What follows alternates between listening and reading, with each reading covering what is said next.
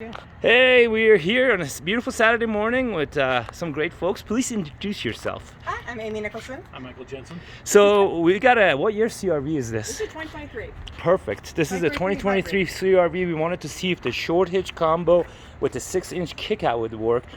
And these guys were gracious enough to allow us to change this rack up.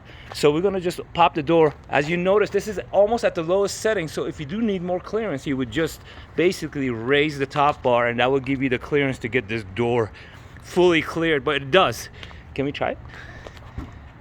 So here it is. This is pretty close, but we do get clearance. It barely misses, but here's a rear of a 2023 CRV with a GPR rack set at the second to lowest setup with a 6-inch kickout on the low bar, and they're going back to Kansas. They've been riding Idaho. Again, this is Ali from ALTA RACKS. This is a 2020 CRV. Thank you.